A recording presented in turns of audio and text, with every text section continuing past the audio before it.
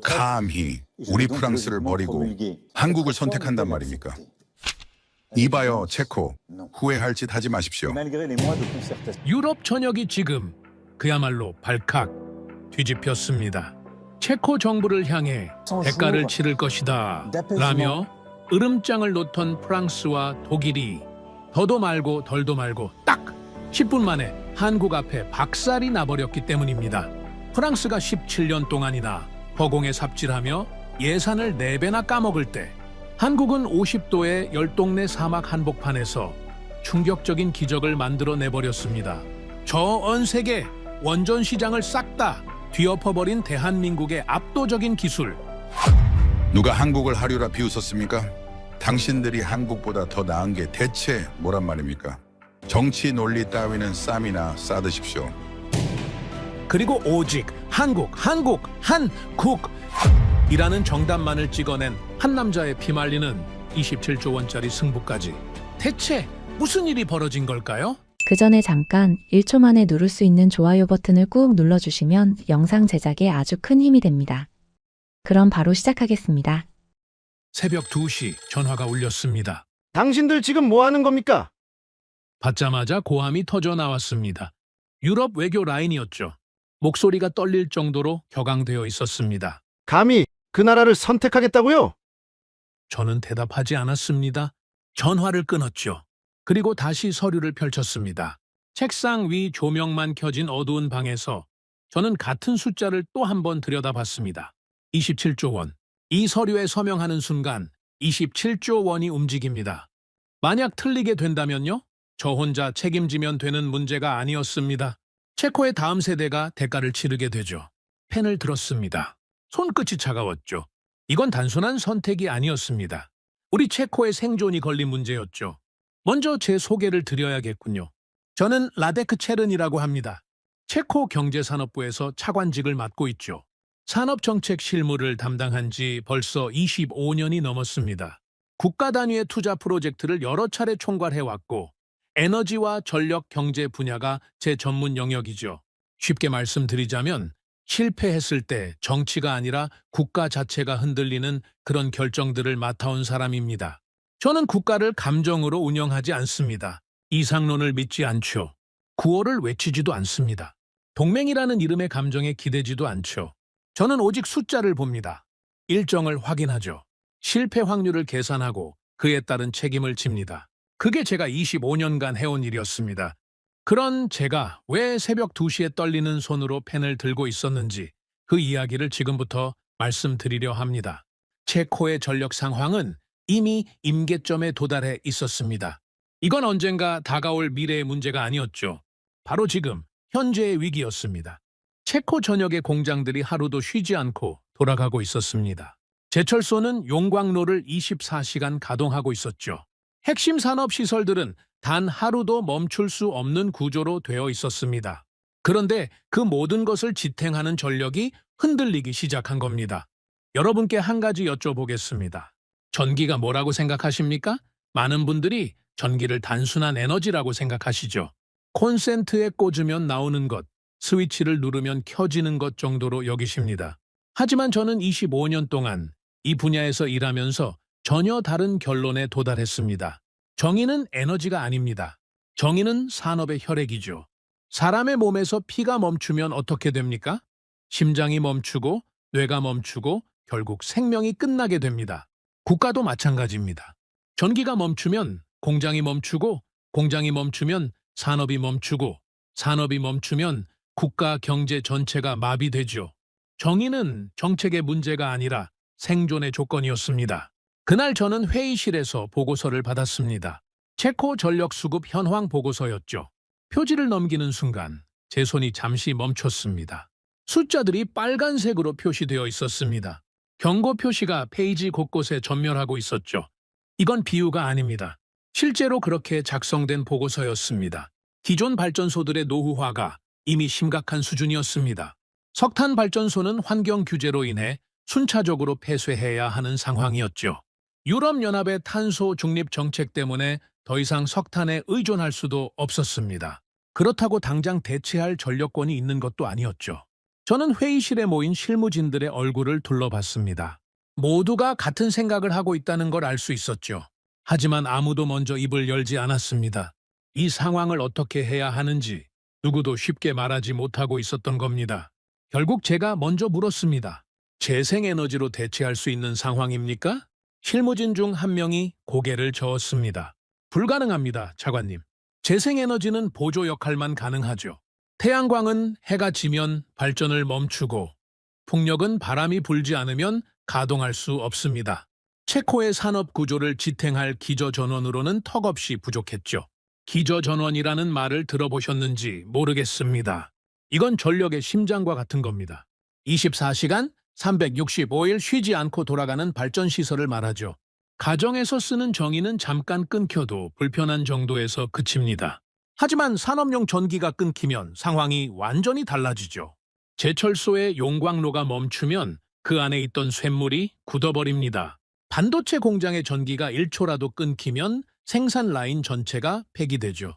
기저전원은 단 한순간도 흔들려서는 안 되는 말 그대로 산업의 생명줄이었습니다. 그리고 그 기저전원을 담당할 수 있는 현실적인 선택지는 단 하나뿐이었습니다. 원자력? 저는 원자력을 좋아하는 사람이 아닙니다. 솔직히 말씀드리면 원자력은 두려운 기술이죠. 체르노빌 사고를 기억하실 겁니다. 후쿠시마의 참사도 보셨을 거고요.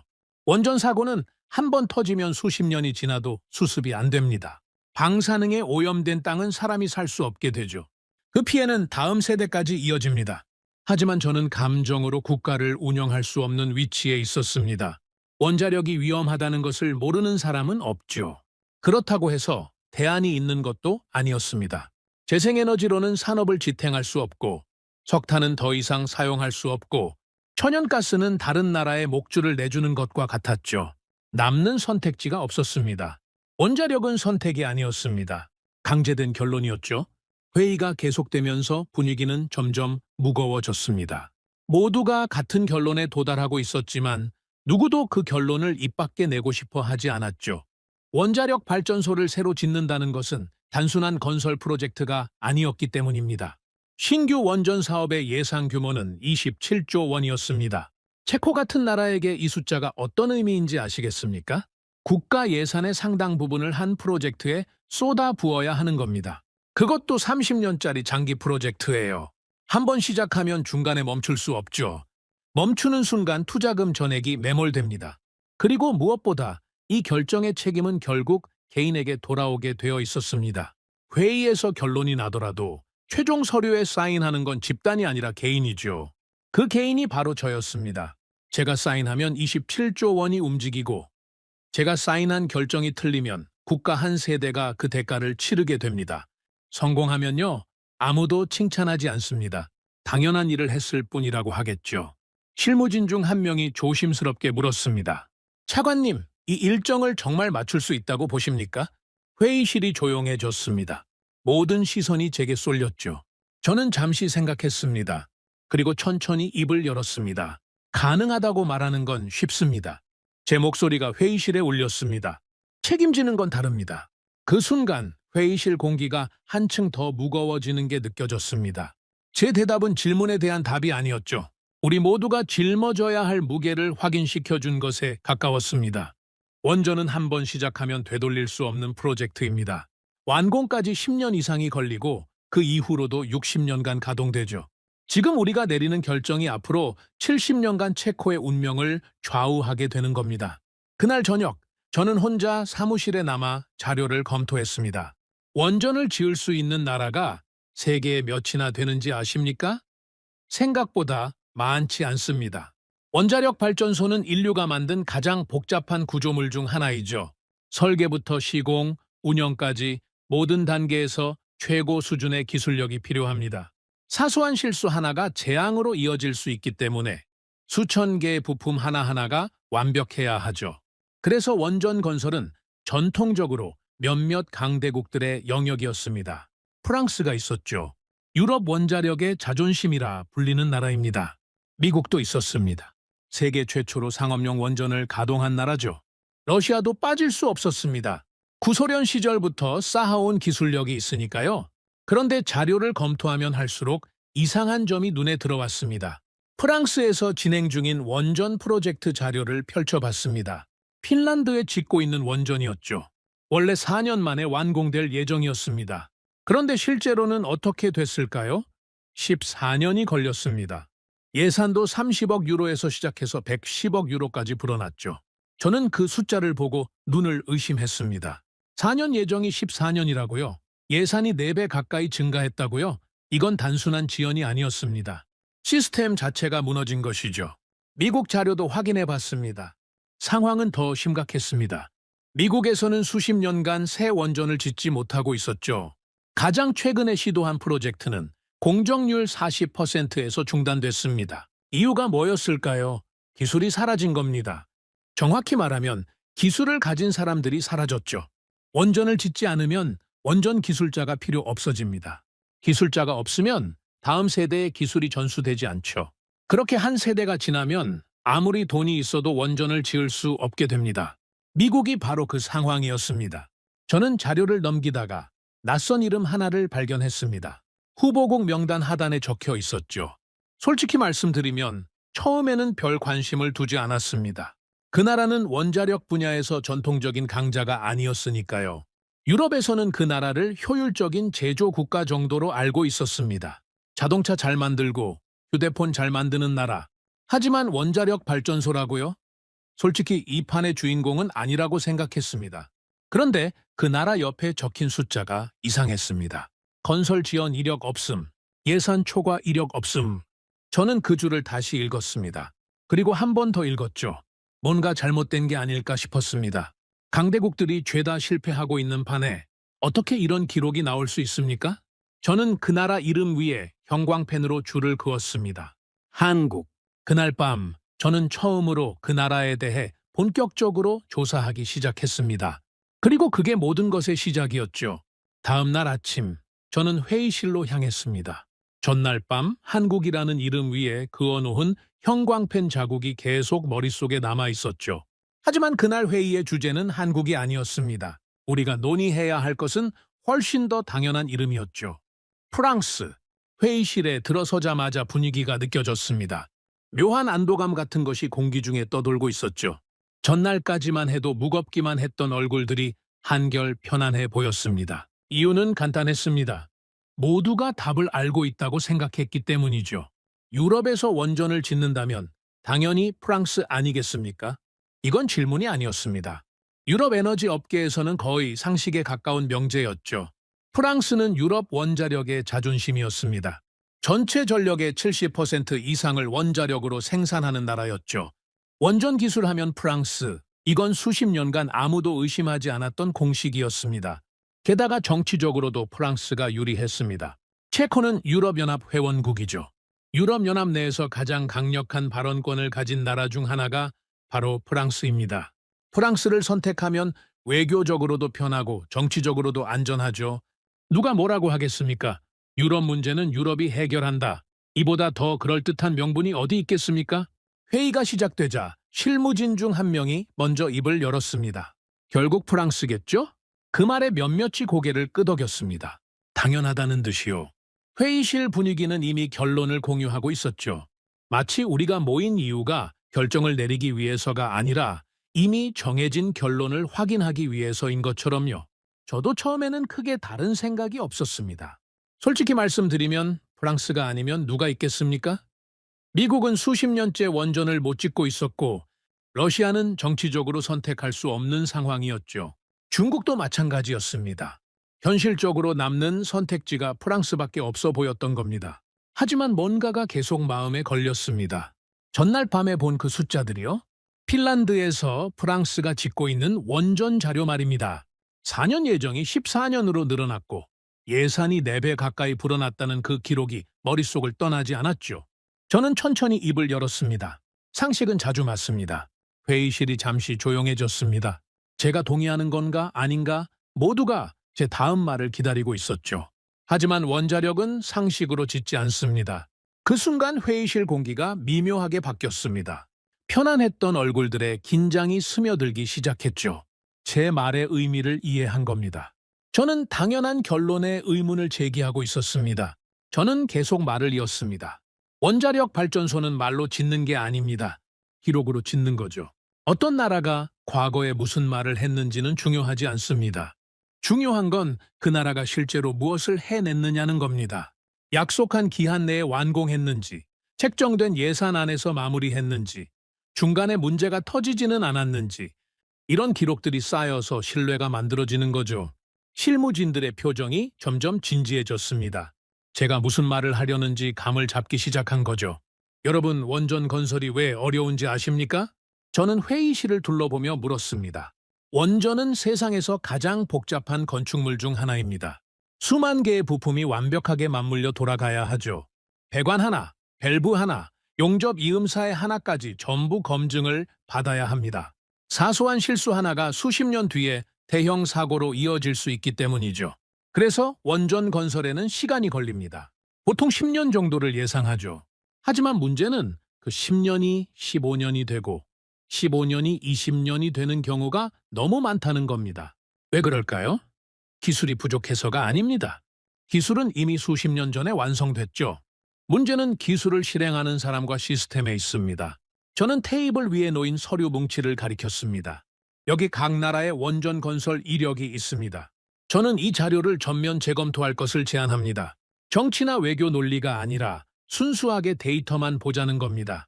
각 나라가 과거에 어떤 프로젝트를 맡았고 그 결과가 어땠는지, 일정을 지켰는지, 예산을 맞췄는지, 중간에 무슨 문제가 있었는지 이걸 하나하나 따져보고 나서 결론을 내려둬도 늦지 않습니다. 회의실이 술렁였습니다. 몇몇은 불편한 표정을 감추지 못했죠. 이미 답이 정해진 상황에서 굳이 왜 복잡하게 만드느냐는 시선이 느껴졌습니다. 하지만 저는 물러서지 않았습니다. 여러분, 이건 27조 원짜리 결정입니다. 틀리면 30년을 잃는 겁니다. 그런데 상식이 맞을 것 같으니까, 분위기가 그러니까 이런 이유로 결정을 내려도 되겠습니까? 아무도 대답하지 않았습니다. 대답할 수 없었던 거죠. 제 말이 틀리지 않았으니까요? 좋습니다. 그럼 시작하죠. 저는 서류 뭉치를 집어들었습니다. 그날부터 본격적인 검토가 시작됐습니다. 첫 번째로 살펴본 건 역시 프랑스였습니다. 유럽 원자력의 자존심이라 불리는 나라였으니까요. 프랑스 원전 산업의 역사는 화려했습니다. 1970년대부터 원전을 대량으로 건설하기 시작해서 불과 20년 만에 50기 이상의 원전을 가동하게 됐죠. 전 세계가 프랑스의 원전 기술력에 감탄했습니다. 하지만 그건 과거의 이야기였습니다. 최근 20년간 프랑스가 새로 지은 원전이 몇 기인지 아십니까? 단 2기입니다. 그마저도 완공되지 않았죠. 하나는 핀란드에, 하나는 프랑스 본토에 짓고 있었는데 둘 다 심각한 문제를 겪고 있었습니다. 핀란드 올킬루오토 3호기 자료를 펼쳤습니다. 2005년에 착공해서 2009년에 완공될 예정이었죠. 4년이면 충분하다고 했습니다. 그런데 현실은 어땠을까요? 공사가 시작되자마자 문제가 터지기 시작했습니다. 콘크리트 품질 불량, 용접 부위 결함, 설계 변경 반복. 4년이 지나도 완공되지 않았죠. 8년이 지나도 마찬가지였습니다. 10년이 지났을 때는 언제 끝날지 아무도 예측하지 못하는 상황이 됐습니다. 최종적으로 완공된 건 2022년이었습니다. 착공 후 17년이 걸린 거죠. 예산은요, 처음 30억 유로로 시작했는데 최종적으로는 110억 유로가 들어갔습니다. 거의 4배에 가까운 초과였죠. 저는 그 숫자들을 보면서 생각했습니다. 이게 정말 유럽 원자력의 자존심이라는 나라의 기록입니까? 프랑스 본토에 짓고 있는 플라망빌 3호기도 상황은 비슷했습니다. 2007년에 착공해서 2012년에 완공 예정이었죠. 5년이면 된다고 했습니다. 하지만 제가 이 자료를 검토하고 있을 때도 여전히 공사 중이었습니다. 예산 초과는 물론이고 일정 지연이 반복되면서 언제 끝날지 기약이 없는 상태였죠. 왜 이렇게 됐을까요? 자료를 더 깊이 파고들면서 원인을 찾기 시작했습니다. 기술적인 문제도 있었지만 근본적인 원인은 다른 데 있었죠. 프랑스가 원전 건설을 쉬는 동안 산업 자체가 무너지고 있었던 겁니다. 1990년대 이후 프랑스는 신규 원전 건설을 거의 하지 않았습니다. 기존에 지어놓은 원전만으로도 충분했기 때문이죠. 20년 넘게 새 원전을 짓지 않으니까 어떤 일이 벌어졌을까요? 기술자들이 은퇴하기 시작했습니다. 경험 많은 용접공들, 배관 전문가들, 품질 관리자들이 하나둘씩 현장을 떠났죠. 새로운 인력이 충원되지 않았습니다. 원전을 안 지으니까 새 기술자를 양성할 이유가 없었던 거죠. 그렇게 한 세대가 지나자 프랑스 원전 산업은 껍데기만 남게 됐습니다. 설계도는 있었죠. 매뉴얼도 있었습니다. 하지만 그걸 실제로 구현할 수 있는 사람들이 사라져버린 겁니다. 핀란드 프로젝트에서 콘크리트 품질 문제가 터지고 용접 결함이 발견되고 설계 변경이 반복된 건 다 이런 이유에서였죠. 기술은 사람에게 있습니다. 기술이 전수되지 않으면 사라지는 거죠. 프랑스는 그걸 뼈저리게 경험하고 있었습니다. 저는 다음으로 미국 자료를 펼쳤습니다. 미국은 세계 최초로 상업용 원자력 발전소를 가동한 나라입니다. 1950년대부터 원전을 지어왔으니까 기술력으로 따지면 세계 최고라고 해도 과언이 아니었죠. 한때는 미국이 세계 원전 시장을 지배했습니다. 하지만 미국의 상황은 프랑스보다 더 심각했습니다. 미국에서 마지막으로 새 원전이 완공된 게 언제인지 아십니까? 1996년이었습니다. 그 이후로 30년 가까이 미국에서는 단 하나의 원전도 새로 지어지지 않았죠. 물론 시도는 있었습니다. 2013년에 조지아주에서 보글 3, 4호기 건설을 시작했죠. 미국 원전 산업의 부활을 알리는 프로젝트라고 대대적으로 홍보했습니다. 결과가 어땠을까요? 착공 후 곧바로 문제가 터지기 시작했습니다. 프랑스와 똑같은 패턴이었죠. 설계 오류, 품질 문제, 인력 부족, 예정된 일정은 계속 밀려났고 예산은 걷잡을 수 없이 불어났습니다. 공사를 맡은 웨스팅하우스는 결국 파산했죠. 세계 최대의 원전 기업이 자국에서 원전을 짓다가 파산한 겁니다. 미국 원전 산업이 왜 이렇게 됐을까요? 답은 프랑스와 같았습니다. 30년간 원전을 짓지 않는 동안 산업 생태계 자체가 무너져 버린 거죠. 기술자들이 은퇴하고 공급망이 해체되고 노하우가 소멸됐습니다. 돈으로 해결할 수 있는 문제가 아니었습니다. 미국은 세계에서 가장 부유한 나라이죠. 하지만 아무리 돈을 쏟아부어도 사라진 사람과 경험은 되살릴 수 없었습니다. 저는 자료를 덮고 잠시 생각에 잠겼습니다. 상황이 정리되기 시작했습니다. 프랑스와 미국, 세계 원전 기술의 양대 산맥이라 불리던 나라들이 둘 다 같은 문제를 겪고 있었죠. 기술은 있었지만 그걸 실행할 능력을 잃어버린 겁니다. 전통의 강자들이 하나씩 쓰러지고 있었습니다. 그렇다면 남은 선택지는 뭐가 있습니까? 러시아요? 기술력은 있죠.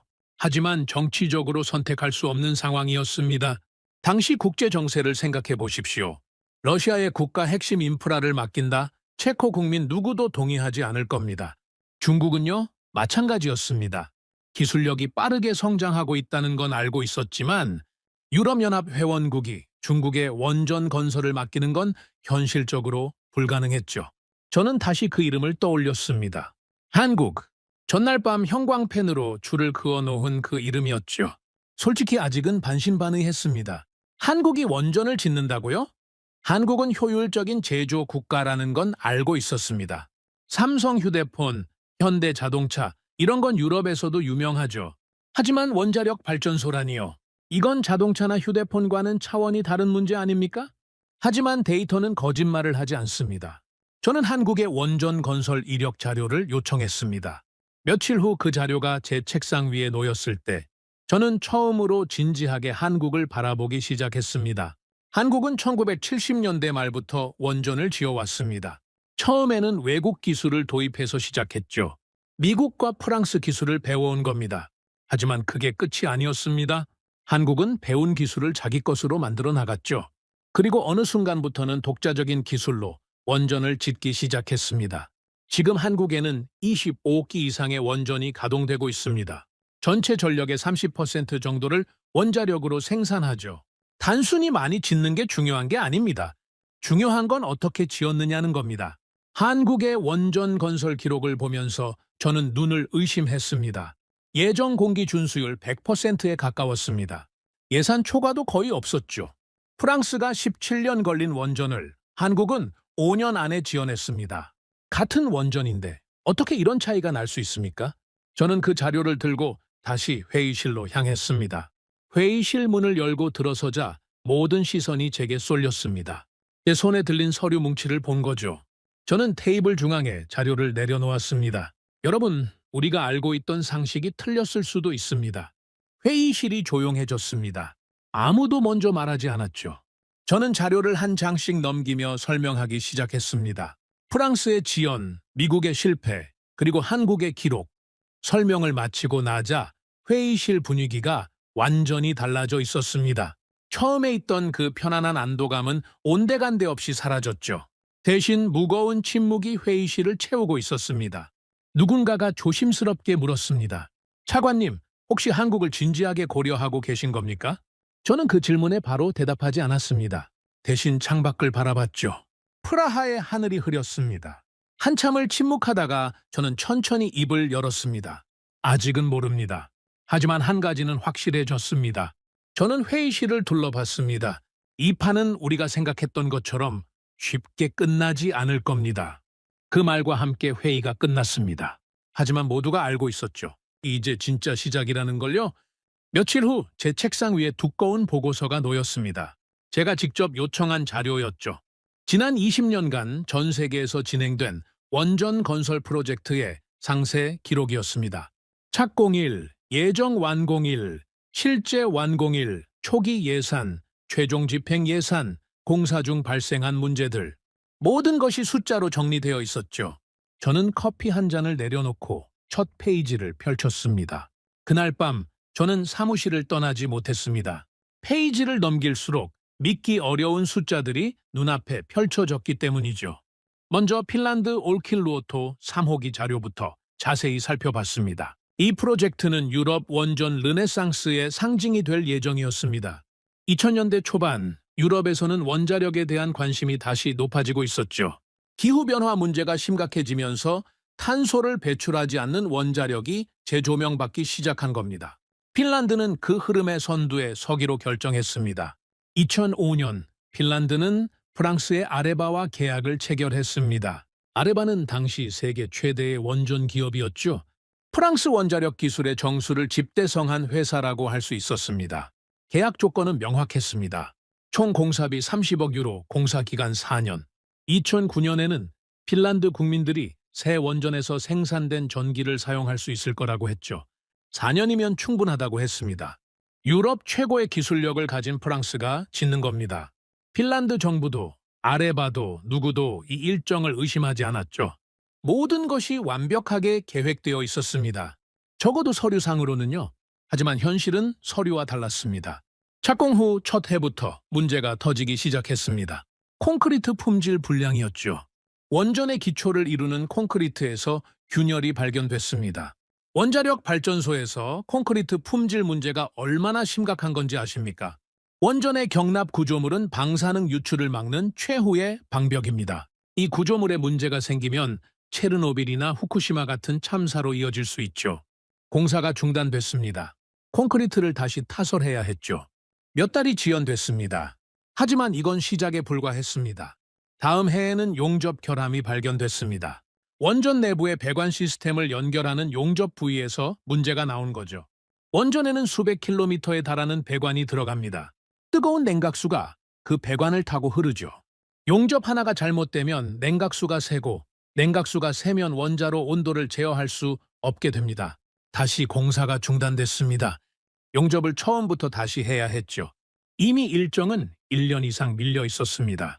그 다음에는 설계 변경 문제가 터졌습니다. 원래 설계대로 시공하다 보니 현장에서 맞지 않는 부분들이 나온 겁니다.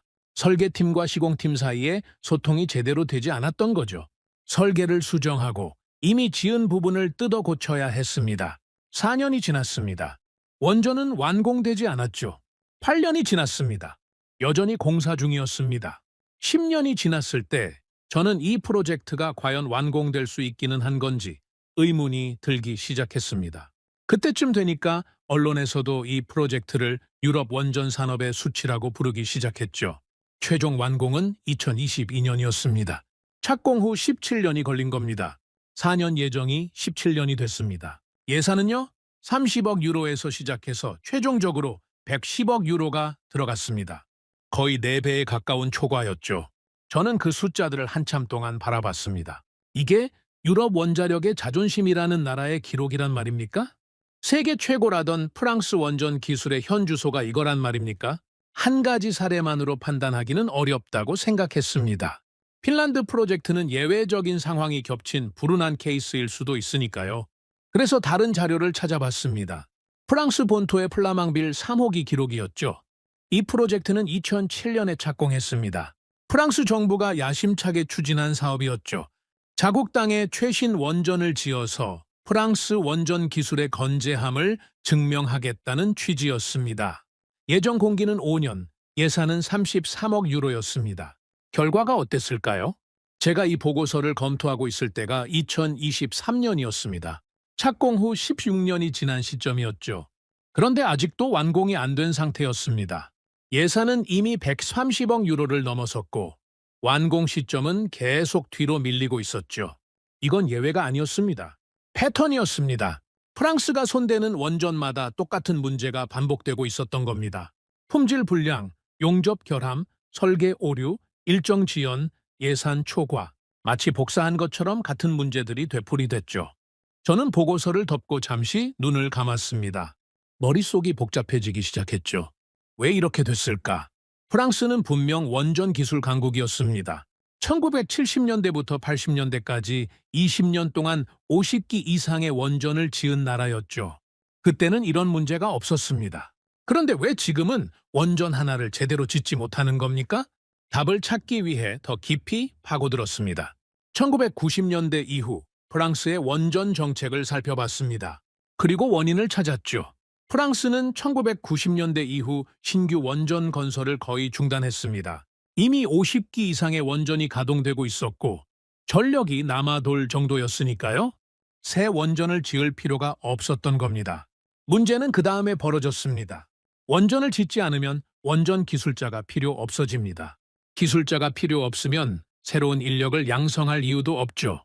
경험 많은 기술자들은 나이가 들어 은퇴했습니다.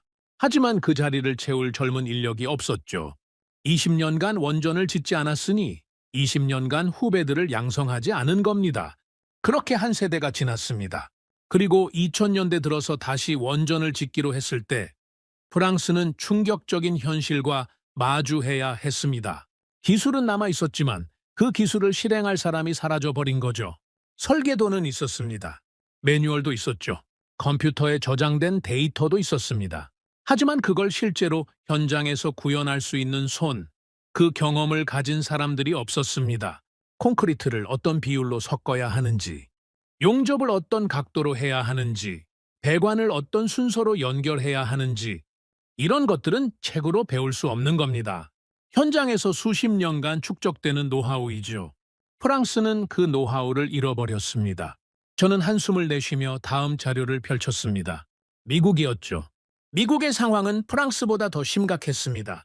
미국은 세계 최초로 상업용 원자력 발전소를 가동한 나라입니다. 1950년대부터 원전을 지어왔으니 역사로 따지면 타의 추종을 불허하죠. 전성기에는 미국이 세계 원전 시장의 절반 이상을 지배했습니다. 하지만 1979년 스리마일섬 사고가 터졌습니다. 미국 역사상 최악의 원전 사고였죠. 다행히 체르노빌처럼 대규모 방사능 유출은 없었지만 미국 사회의 원자력에 대한 깊은 불신이 자리 잡게 됐습니다.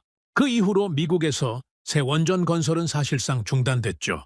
마지막으로 완공된 원전이 1996년이었습니다. 그 이후로 거의 30년간 미국에서는 단 하나의 원전도 새로 지어지지 않았습니다. 프랑스보다 더 긴 공백이었죠. 그러다가 2013년 미국이 다시 원전 건설에 도전했습니다. 조지아주 보글 3, 4호기 프로젝트였죠. 미국 원전 산업의 부활을 알리는 역사적인 사업이라고 대대적으로 홍보했습니다. 웨스팅하우스라는 회사가 공사를 맡았죠. 웨스팅하우스는 한때 세계 최대의 원전 기업이었습니다. 결과가 어땠을까요? 착공하자마자 문제가 터지기 시작했습니다. 프랑스와 똑같은 패턴이었죠. 설계 오류, 품질 문제, 인력 부족. 30년간 원전을 짓지 않는 동안 미국의 원전 산업도 완전히 무너져 있었던 겁니다. 예정된 일정은 계속 밀려났습니다. 예산은 걷잡을 수 없이 불어났죠. 그리고 2017년 충격적인 소식이 전해졌습니다. 웨스팅하우스가 파산했습니다. 세계 최대의 원전 기업이 자국에서 원전을 짓다가 파산한 겁니다. 저는 그 기사를 읽으면서 할 말을 잃었습니다. 이게 원자력 기술을 발명한 나라의 현실이란 말입니까? 보글 프로젝트는 웨스팅하우스 파산 후에도 어떻게든 계속됐습니다. 조지아 전력이 인수해서 공사를 이어갔죠. 하지만 결과는 참담했습니다. 원래 7년 예정이던 공사가 14년이 걸렸고 예산은 140억 달러에서 350억 달러 이상으로 불어났습니다. 저는 보고서를 덮었습니다. 손이 떨렸죠. 프랑스와 미국, 세계 원전 기술의 양대 산맥이라 불리던 두 나라가 똑같은 상황에 처해 있었습니다. 기술은 있었지만 그걸 실행할 능력을 잃어버린 거죠. 원전 강국이라는 타이틀은 이제 과거의 영광에 불과했습니다. 저는 창밖을 바라봤습니다. 프라하의 밤하늘에 별이 떠 있었죠. 머릿속에서 한 가지 질문이 맴돌았습니다. 그렇다면 지금 이 세상에서 원전을 제대로 지을 수 있는 나라가 대체 몇이나 남아있는 겁니까? 이건 더 이상 누가 더 좋은 기술을 가지고 있느냐의 문제가 아니었습니다. 누가 아직 살아있느냐의 문제였죠. 원전을 지을 수 있는 산업 생태계가, 기술자가, 공급망이, 노하우가 아직 남아있는 나라가 몇이나 되느냐는 겁니다. 저는 다시 책상 앞에 앉았습니다. 그리고 후보국 명단을 펼쳤죠. 러시아는 기술력이 있었습니다. 실제로 최근에도 여러 나라에 원전을 수출하고 있었죠. 하지만 앞서 말씀드렸듯이 정치적으로 선택할 수 없는 상황이었습니다. 체코가 러시아의 국가 핵심 인프라를 맡긴다? 국민들이 용납하지 않을 겁니다. 중국은 빠르게 성장하고 있었습니다. 자국 내에서 원전을 대량으로 건설하면서 기술력을 쌓아가고 있었죠. 하지만 유럽연합 회원국이 중국의 원전을 맡기는 건 현실적으로 불가능했습니다. 정치적 문제 이전에 중국 원전 기술은 아직 검증이 충분하지 않았죠. 그렇게 하나씩 지워나가다 보니 명단 하단에 한 나라 이름이 남았습니다. 한국. 저는 그 이름을 다시 들여다봤습니다. 며칠 전에 형광펜으로 줄을 그어놓았던 그 이름이었죠. 그때는 반신반의했습니다. 한국이 원전을 짓는다고요? 솔직히 믿기 어려웠죠. 하지만 지금은 상황이 달랐습니다. 프랑스가 무너지고 미국이 무너진 상황에서 저는 더 이상 선입견을 가질 여유가 없었습니다. 냉정하게 데이터만 봐야 했죠. 저는 한국 원전 건설 기록을 다시 펼쳤습니다. 한국은 1978년 고리 1호기를 시작으로 원전을 지어왔습니다. 처음에는 미국과 프랑스 기술을 도입했죠. 하지만 그게 끝이 아니었습니다. 한국은 도입한 기술을 소화하고 개량하고 결국에는 독자 기술로 발전시켰습니다. 한국형 표준 원전이라는 게 있었습니다. APR-SAN 400이라고 불리는 모델이었죠. 한국이 자체 개발한 원전이었습니다. 이 모델의 기록을 보면서 저는 눈을 의심했습니다. 신고리 3호기, 2008년 착공, 2016년 완공, 8년. 신고리 4호기, 2009년 착공, 2019년 완공, 10년. 신한울 1호기, 2012년 착공, 2022년 완공, 10년. 예산 초과는요, 거의 없었습니다. 일정 지연은요, 최소한이었죠. 프랑스가 17년 걸리고 예산을 4배나 초과한 것과 비교해 보십시오. 같은 원자력 발전소인데 어떻게 이런 차이가 날 수 있습니까? 저는 한동안 그 숫자들을 바라봤습니다. 뭔가 잘못된 게 아닐까 하는 생각이 들었죠. 이게 말이 됩니까? 세계 최고라던 프랑스와 미국은 원전 하나를 제대로 짓지 못하는데 한국은 척척 지어내고 있다니요. 하지만 숫자는 거짓말을 하지 않습니다. 저는 자료를 더 찾아봤습니다. 한국이 이렇게 원전을 잘 짓는 이유가 뭔지 알고 싶었죠. 답은 생각보다 단순했습니다. 한국은 원전 건설을 멈추지 않았던 겁니다. 프랑스는 20년간 원전을 짓지 않았습니다. 미국은 30년간 멈췄죠. 하지만 한국은 1978년부터 지금까지 쉬지 않고 원전을 지어왔습니다. 한 기가 완공되면 다음 기를 착공하고 그게 완공되면 또 다음 기를 시작했죠. 그 덕분에 한국의 원전 산업 생태계는 살아있었습니다. 경험 많은 기술자들이 여전히 현역으로 뛰고 있었죠. 젊은 인력들에게 노하우가 전수되고 있었습니다. 공급망도 유지되고 있었고 설계와 시공의 연계도 매끄러웠죠. 프랑스와 미국이 잃어버린 것을 한국은 그대로 갖고 있었던 겁니다. 저는 보고서를 덮고 의자의 등을 기댔습니다. 천장을 바라보며 생각에 잠겼죠. 이게 사실이라면 판이 완전히 바뀌는 겁니다. 우리가 당연하게 여겼던 모든 전제가 뒤집히는 거죠. 유럽 원전은 프랑스라는 공식, 원전 기술은 강대국의 영역이라는 상식, 이런 것들이 전부 무너지게 됩니다. 하지만 쉽게 결론을 내릴 수는 없었습니다. 한국의 국내 기록은 인상적이었지만 그게 해외에서도 통하는지는 별개의 문제였으니까요. 자기 나라에서 원전 잘 짓는다고 해서 남의 나라에서도 똑같이 할 수 있는 건 아닙니다. 문화가 다르고 환경이 다르고 규제가 다르죠. 해외 프로젝트는 국내 프로젝트보다 훨씬 더 복잡하고 어렵습니다. 그래서 저는 한 가지 더 확인해 보기로 했습니다. 한국이 해외에서 진행한 원전 프로젝트가 있는지 찾아봤죠. 그리고 하나를 발견했습니다. 아랍에미리트 바라카 원전. 저는 그 자료를 집어들었습니다. 손이 약간 떨렸죠. 만약 이 프로젝트 기록이 한국 국내 기록과 비슷하다면 그건 정말로 판이 바뀌는 겁니다. 자료의 첫 페이지를 펼쳤습니다. 그 순간 저는 숨을 멈췄습니다. 아랍에미리트 바라카 원전. 자료의 첫 페이지에는 사막 한가운데 서 있는 거대한 건물 사진이 있었습니다. 주변에는 아무것도 없었죠. 끝없이 펼쳐진 모래사막, 자결하는 태양, 그리고 그 속에 우뚝 솟은 원자력 발전소. 마치 신기루처럼 보였습니다. 저는 사진을 한참 동안 바라봤습니다. 이게 정말 가능한 겁니까? 사막 한복판에 원자력 발전소를 짓는다고요? 여러분, 원전 건설이 얼마나 까다로운 작업인지 다시 한번 말씀드려야 할 것 같습니다. 원자력 발전소는 온도와 습도에 극도로 민감한 구조물입니다. 콘크리트 양생 과정에서 온도가 너무 높으면 균열이 생기죠. 철근이 팽창하고 수축하는 과정에서 문제가 발생할 수도 있습니다. 정밀 기기들은 먼지에 취약하고 전자장비들은 열에 약하죠. 그런데 그 모든 악조건을 한꺼번에 갖춘 곳이 바로 아랍에미리트 사막입니다. 낮 기온이 50도를 넘나드는 환경이었죠. 습도는 거의 제로에 가까웠습니다. 모래바람이 수시로 불어닥쳤고 물 한 방울 구하기도 쉽지 않은 곳이었습니다. 세계 어느 전문가에게 물어봐도 최악의 건설 환경이라고 답할 만한 조건이었죠. 국제사회에서는 불가능하다고 했습니다. 아랍에미리트가 원전을 짓겠다고 발표했을 때 많은 전문가들이 고개를 저었죠. 사막에서 원전을 짓는다고요? 그것도 원전 건설 경험이 전무한 나라에서요? 무모한 도전이라는 평가가 지배적이었습니다. 2009년 아랍에미리트 정부는 국제 입찰을 진행했습니다. 프랑스의 아레바, 미국의 웨스팅하우스, 일본과 미국의 컨소시엄, 그리고 한국의 한국전력 컨소시엄이 참여했죠. 당시 대부분의 전문가들은 프랑스나 미국이 수주할 것으로 예상했습니다. 원전 종주국들이니까요. 하지만 결과는 달랐습니다. 한국이 이겼습니다. 200억 달러 규모의 초대형 프로젝트를 한국이 따낸 겁니다. 당시 이 소식을 들었을 때 솔직히 저도 의아했습니다. 한국이요?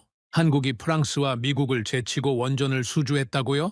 하지만 아랍에미리트의 선택에는 분명한 이유가 있었습니다. 그들도 데이터를 봤던 거죠.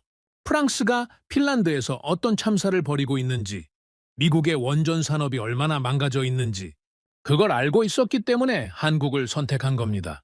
저는 바라카 원전 프로젝트의 세부 기록을 살펴보기 시작했습니다. 2012년 7월 1호기 착공, 예정 공기는 약 5년이었습니다. 그리고 여기서부터 제가 본 기록은 믿기 어려운 것이었습니다. 공사가 시작되자마자 한국 기술진은 사막의 악조건에 대응하기 위한 방안들을 하나씩 실행해 나갔습니다. 콘크리트 타설은 기온이 낮은 야간에 집중적으로 진행했죠. 특수 냉각 시스템을 도입해서 콘크리트 온도를 관리했습니다. 모래바람을 막기 위한 차단막을 설치하고 정밀 기기들은 에어컨이 가동되는 특수 컨테이너 안에서 보관했죠. 모든 것이 계획대로 진행됐습니다. 1년차 기초 공사 완료, 일정대로였죠. 2년차 원자로 건물 구조물 건설, 일정대로였습니다. 3년차 주요 기기 설치, 일정대로였죠. 저는 페이지를 넘기면서 점점 놀라움을 감추기 어려웠습니다. 프랑스가 핀란드에서 겪었던 문제들, 콘크리트 품질 불량, 용접 결함, 설계 오류 같은 것들이 바라카 현장에서는 발생하지 않았습니다. 아니, 발생했더라도 즉각적으로 해결되고 있었죠. 왜 그런 차이가 났을까요? 자료를 더 깊이 파고들면서 이유를 찾았습니다. 한국 기술진의 경험이었죠. 그들은 수십 년간 쉬지 않고 원전을 지어왔습니다. 한국 국내에서 15기 이상의 원전을 건설하면서 축적한 노하우가 있었던 겁니다. 어떤 문제가 발생하면 어떻게 대응해야 하는지, 현장에서 바로바로 판단할 수 있는 경험 많은 기술자들이 있었죠. 프랑스와 미국이 잃어버린 바로 그것이었습니다. 2020년 8월 바라카 원전 1호기가 상업운전을 시작했습니다. 착공 후 약 8년 만이었죠. 사막이라는 악조건을 감안하면 경이로운 속도였습니다. 프랑스가 유럽의 선진국 핀란드에서 17년을 허비한 것과 비교해 보십시오. 한국은 세계 최악의 건설 환경에서 절반도 안 되는 시간에 원전을 완공한 겁니다. 예산은요? 200억 달러로 시작해서 200억 달러로 끝났습니다.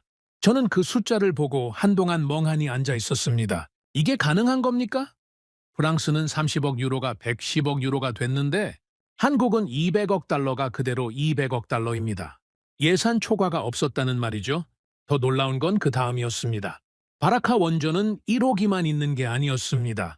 총 4기를 건설하는 프로젝트였죠. 2호기, 3호기, 4호기가 순차적으로 건설됐고 제가 이 자료를 검토하고 있을 때 이미 모든 호기가 완공됐거나 완공 직전이었습니다. 그리고 모든 호기가 예정된 일정과 예산 안에서 진행되고 있었죠. 4기 원전을 사막에서 지으면서 단 한 기도 일정을 크게 어기거나 예산을 초과하지 않았다. 저는 그 사실을 받아들이는데 시간이 좀 걸렸습니다. 솔직히 믿기 어려웠거든요. 프랑스와 미국의 실패를 보면서 원전 건설이 얼마나 어려운지 실감했는데 한국은 그걸 마치 공장에서 제품 찍어내듯이 해내고 있었으니까요. 제 머릿속에서 한 가지 생각이 떠올랐습니다. 이건 운이 아니다. 사막에서 원전 한 기를 성공적으로 짓는 건 운이라고 할 수도 있습니다. 하지만 4기를 연속으로 모두 일정과 예산 안에서 완공하는 건 운으로 설명할 수 없죠. 이건 시스템입니다. 기술과 경험과 인력과 공급망이 완벽하게 맞물려 돌아가는 시스템이 있어야만 가능한 일이죠. 한국에는 그 시스템이 살아있었습니다. 저는 자료를 덮고 창밖을 바라봤습니다. 날이 밝아오고 있었죠. 제가 밤새 사무실에서 자료를 검토하고 있었다는 걸 그제야 깨달았습니다. 머릿속이 복잡했습니다. 지난 며칠간 검토한 자료들이 머리 위에서 빙빙 돌았죠. 프랑스의 실패, 미국의 몰락, 그리고 한국의 기록. 모든 조각들이 하나의 그림으로 맞춰지고 있었습니다. 결론은 명확했습니다. 데이터만 보면 한국이 가장 현실적인 선택지였죠. 기술력, 실적, 비용, 일정 준수율, 모든 면에서 한국은 다른 나라들을 압도하고 있었습니다. 냉정하게 계산하면 답은 하나였습니다. 하지만 문제는 그게 끝이 아니라는 거였죠. 원전 건설은 기술의 문제만이 아닙니다. 정치의 문제이기도 하죠. 외교의 문제이기도 합니다. 체코는 유럽연합 회원국입니다. 유럽연합 내에서의 관계, 주변국들과의 외교, 역사적 맥락, 이런 것들을 전부 고려해야 하죠. 그리고 그 정치의 문제가 바로 그때부터 시작됐습니다. 다음 날 아침, 저는 평소처럼 출근했습니다. 사무실에 들어서는데 비서가 긴장된 표정으로 다가왔죠. 차관님, 오늘 일정이 변경됐습니다.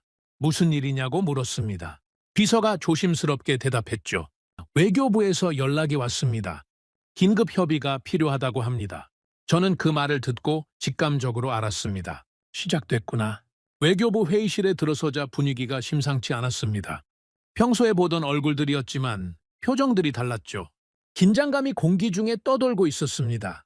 회의가 시작되자 외교부 차관이 먼저 입을 열었습니다. 체르니 차관, 원전 프로젝트 진행 상황을 설명해 주시겠습니까? 저는 간략하게 현황을 보고했습니다. 기존 강국들의 실적을 검토했고 몇 가지 문제점을 발견했으며 후보국 명단을 재검토하고 있다고요. 외교부 차관의 표정이 굳었습니다. 한국을 검토하고 있다는 말이 있던데 사실입니까? 저는 잠시 멈췄습니다. 소문이 벌써 퍼진 모양이었죠. 정부 내에서 비밀이 유지되는 건 생각보다 어려운 일입니다. 데이터를 검토하고 있을 뿐입니다. 아직 아무것도 결정된 건 없죠. 제 대답에 회의실 분위기가 더 무거워졌습니다. 외교부 차관이 말을 이었죠. 유럽 쪽에서 우려의 목소리가 나오고 있습니다. 비공식적으로요? 저는 그 말의 의미를 정확히 이해했습니다. 유럽 동맹국들이 불편해하고 있다는 뜻이었죠. 체코가 원전 사업에서 비유럽 국가를 고려하고 있다는 소식이 퍼진 모양이었습니다. 어떤 우려입니까? 제가 물었습니다. 외교부 차관이 조심스럽게 대답했죠. 유럽의 에너지 안보는 유럽이 책임져야 한다는 의견입니다. 핵심 인프라를 역외 국가에 맡기는 것이 적절한지에 대한 문제 제기가 있습니다. 저는 속으로 한숨을 쉬었습니다. 예상했던 반응이었죠. 유럽 문제는 유럽이 해결해야 한다. 들리기에는 그럴듯한 논리입니다. 하지만 그 논리대로라면 우리는 17년 걸리고 예산을 4배나 초과하는 프랑스에게 원전을 맡겨야 한다는 말이죠. 저는 천천히 입을 열었습니다. 유럽의 연대는 중요합니다. 하지만 원전은 감정의 문제가 아닙니다.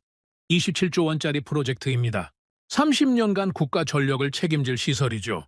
이걸 상징이나 외교적 제스처로 결정할 수는 없습니다. 회의실이 조용해졌습니다. 제 말이 불편했던 모양이었죠? 하지만 저는 물러설 수 없었습니다. 각국의 원전 건설 실적 자료가 있습니다. 원하시면 공유해드리겠습니다. 데이터를 보시고 나서 판단해 주십시오. 그 말을 끝으로 회의는 어색하게 마무리됐습니다. 하지만 저는 알고 있었죠. 이건 시작에 불과하다는 걸요. 그날 저녁부터 전화가 울리기 시작했습니다. 처음에는 국내 정치권에서 연락이 왔습니다. 여당 의원, 야당 의원 할 것 없이 저에게 전화를 걸어왔죠. 대부분 비슷한 질문이었습니다. 한국을 진지하게 고려하고 있는 게 사실이냐고요. 저는 같은 대답을 반복했습니다. 데이터를 검토하고 있을 뿐이라고. 아직 아무것도 결정된 건 없다고요. 하지만 정치인들은 데이터에는 관심이 없었습니다. 그들이 궁금한 건 다른 거였죠. 이 결정이 정치적으로 어떤 파장을 일으킬 것인가? 유럽 관계에 문제가 생기지는 않을까? 선거에 영향을 미치지는 않을까? 그런 것들이었습니다. 며칠 후에는 외국에서도 연락이 오기 시작했습니다. 프랑스 대사관에서 먼저 접촉해 왔습니다. 공식적인 항의는 아니었죠. 비공식적인 우려 표명이었습니다. 체코와 프랑스의 오랜 우호 관계를 언급하면서 신중한 결정을 바란다는 메시지를 전해왔습니다. 독일에서도 비슷한 연락이 왔습니다. 유럽연합의 결속이 중요하다는 이야기였죠. 에너지 분야에서 역외 국가의 영향력이 커지는 것에 대한 우려도 함께 전달됐습니다. 저는 그 모든 연락을 받으면서 생각했습니다. 기술의 문제가 정치의 문제로 바뀌고 있구나. 원전 건설은 분명 기술의 영역입니다. 누가 더 잘 짓는지, 누가 더 안전하게 짓는지, 누가 예산과 일정을 지키는지, 이런 것들이 핵심이어야 하죠. 하지만 현실은 그렇지 않았습니다. 기술 이야기는 뒷전으로 밀리고 외교와 정치가 전면에 나서기 시작했습니다. 어느 날 밤, 저는 사무실에서 늦게까지 일하고 있었습니다. 갑자기 전화가 울렸죠. 시계를 보니 밤 11시가 넘어 있었습니다. 이 시간에 누가 전화를 하는 거지? 발신자 번호를 확인하니 익숙하지 않은 번호였습니다. 전화를 받았습니다. 체르니 차관이십니까? 상대방의 목소리는 낮고 차분했습니다. 어디 소속인지 밝히지 않았죠. 저는 경계심을 갖고 대답했습니다. 네, 그렇습니다만 누구시죠? 상대방은 제 질문에 답하지 않았습니다. 대신 다른 말을 했죠.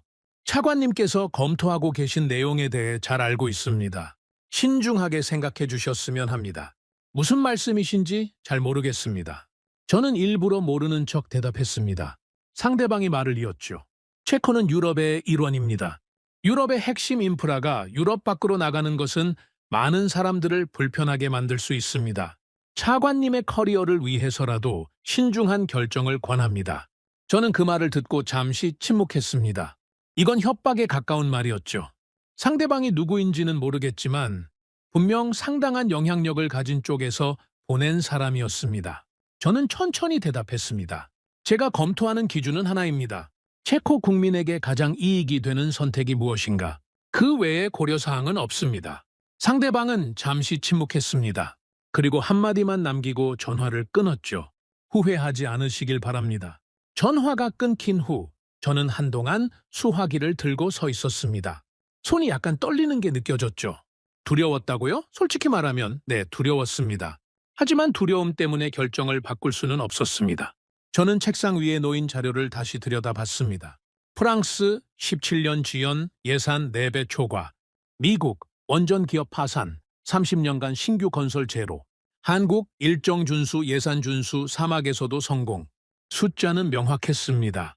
정치적 압박이 아무리 거세져도 이 숫자들은 바뀌지 않습니다.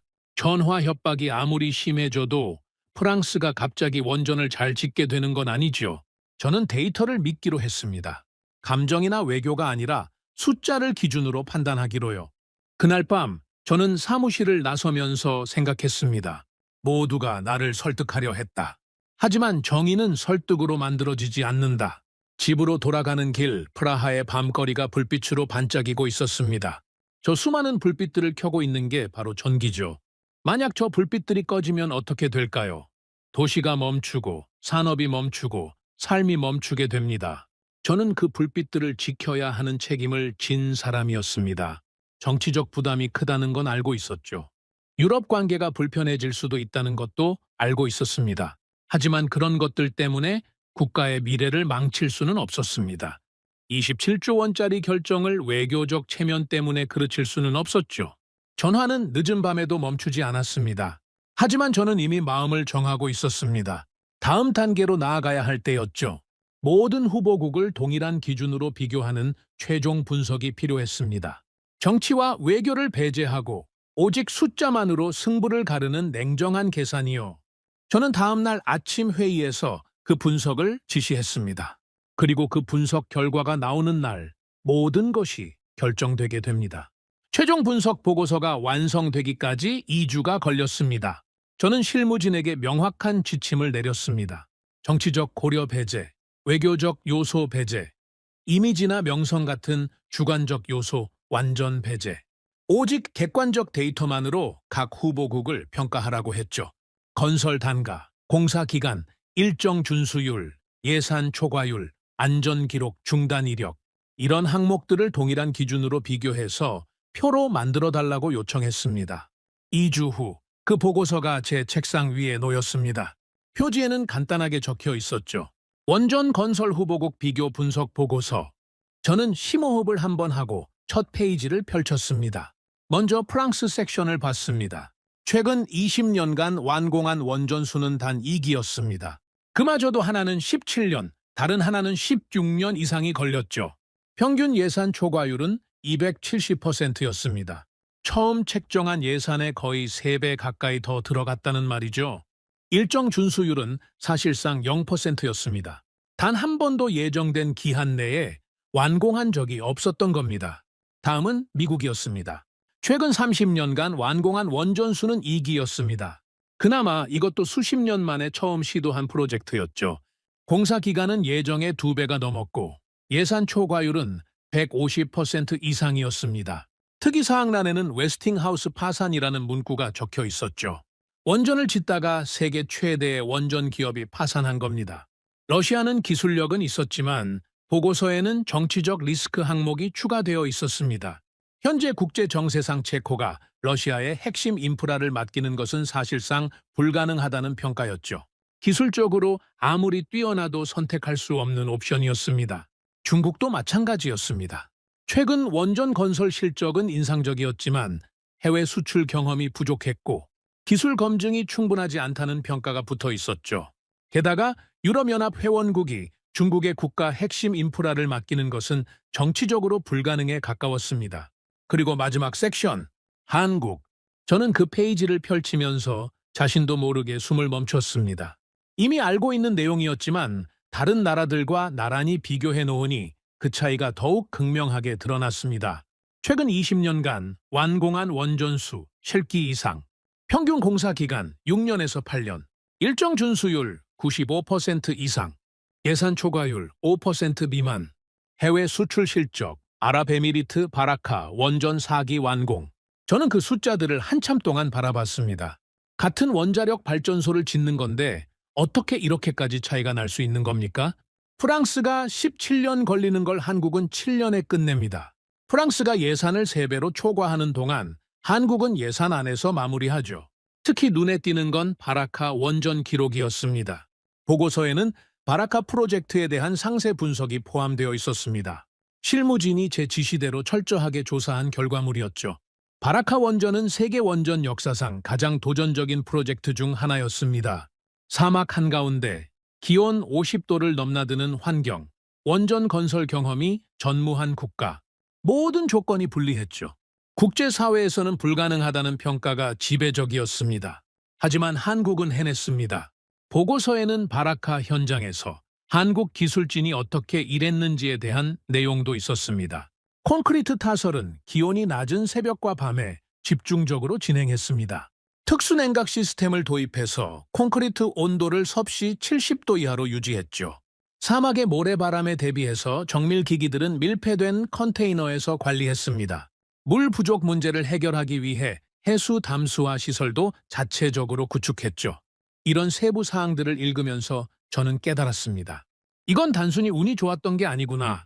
철저한 준비와 풍부한 경험, 그리고 문제가 생겼을 때 즉각 대응할 수 있는 능력, 이런 것들이 결합되어 나온 결과였습니다. 프랑스가 핀란드에서 콘크리트 품질 문제로 몇 년씩 지연됐을 때 한국은 사막에서 그보다 훨씬 어려운 조건을 극복하고 있었던 거죠. 미국이 자국 내에서 원전 하나 짓다가 기업이 파산할 때 한국은 지구 반대편에서 4기의 원전을 척척 완공하고 있었습니다. 저는 보고서를 덮고 의자의 등을 기댔습니다. 이제 더 이상 피할 수 없었습니다. 데이터가 모든 것을 말해주고 있었죠. 정치적 고려를 배제하고 순수하게 기술과 실적만 보면 답은 하나였습니다. 한국이었죠. 하지만 그 결론을 내리는 건 쉬운 일이 아니었습니다. 며칠 후 저는 원전사업검토위원회 전체 회의를 소집했습니다. 이 자리에서 분석 결과를 공유하고 공식적인 논의를 시작할 예정이었죠. 회의실에 들어서니 이미 위원들이 자리를 잡고 있었습니다. 경제부, 에너지부, 외교부, 국방부, 재무부 관계자들이 모여 있었죠. 모두의 표정이 긴장되어 있었습니다. 이미 소문이 돌고 있었기 때문이죠. 체르니 차관이 한국을 밀고 있다는 이야기가요. 저는 자리에 앉아 회의를 시작했습니다.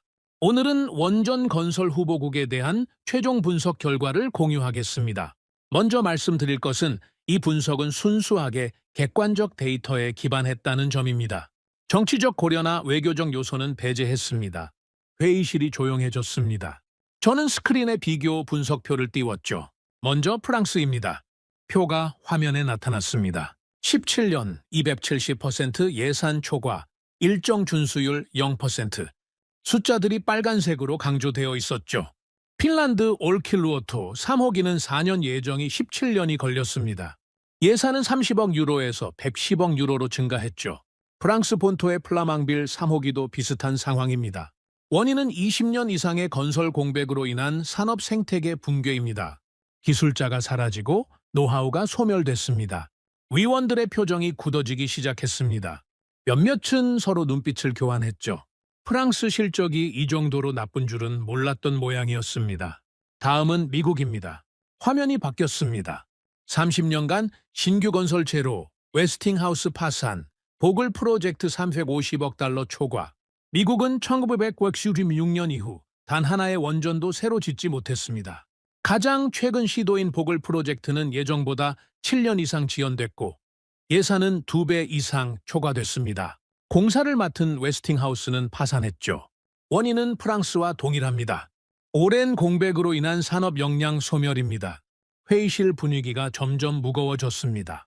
위원들 중 일부는 고개를 숙이고 메모를 하고 있었죠. 불편한 진실을 마주하고 있다는 게 느껴졌습니다. 러시아와 중국은 기술력은 있으나 정치적 이유로 선택이 불가능합니다. 자세한 설명은 생략하겠습니다. 저는 잠시 멈췄습니다. 이제 핵심이 나올 차례였죠. 회의실의 모든 시선이 저를 향하고 있었습니다. 마지막으로 한국입니다. 화면이 바뀌었습니다. 그리고 회의실의 침묵이 내려앉았습니다. 숫자들이 스크린에 떠 있었습니다. 일정 준수율 95% 이상, 예산 초과율 5% 미만, 해외 수출 실적 바라카 원전 4기 완공, 공사 기간 평균 6년에서 8년. 저는 위원들의 반응을 살폈습니다. 몇몇은 믿기 어렵다는 표정이었죠. 몇몇은 이미 들어서 알고 있다는 듯 고개를 끄덕였습니다. 하지만 대부분은 그냥 침묵하고 있었죠. 아무도 말을 하지 않았습니다.